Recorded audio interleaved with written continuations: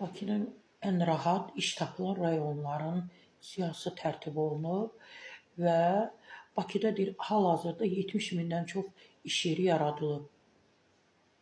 İş olmayanlar harda yaradılıb, baxaq, görək harda işlər var.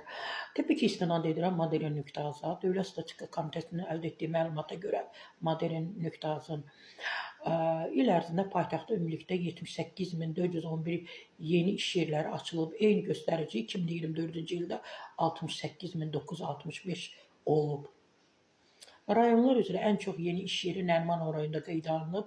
Bir il ərzində burada açılan iş yerlərinin ümumi sayı 14.708 olub. Onu Nəsimi 12.847, Xətayda 10.897, Yasamalda 9.851 iş yerləri açılıb. Ən az göstərici isə Pirallahı rayonunda, yəni 30 iş yeri açılıb, qeydə alınıb. Digər rayonlarda isə göstəricilər belədir. Binəqədi rayonunda 792 iş yeri açılıb, Səbaildə 872, Sabunçuda 3730, Nizami rayonunda 4608, Suraxanı rayonunda 2510, Xəzərdə 2600, Qaradağda üzr istəyirəm 1140. Eyni zamanda 2025-ci ildə Bakıda 11.155 yeni müəssisə və təşkilat yaradılıb. Bu göstərici üzrə lider Xətai rayonu olub.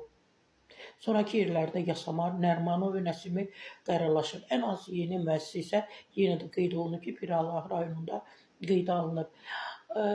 Bu sevindirici bir haldır ki, hal-hazırda Bakıda, mərkəzdə, paytaxtda 78.000 iş yeri artıq açılıb, insanlar orada çalışır, əmək haqqı alır, evlərinə ruzi aparırlar, pul aparırlar, çörək aparırlar, ailələrini sevindirirlər.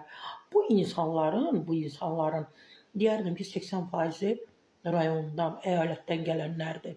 Çünki orada iş yeri olmadığına görə hamımız bunu belə gün kimi, ay kimi bizə aydındır ki, böyük axım var paytaxtdan mərkəzə.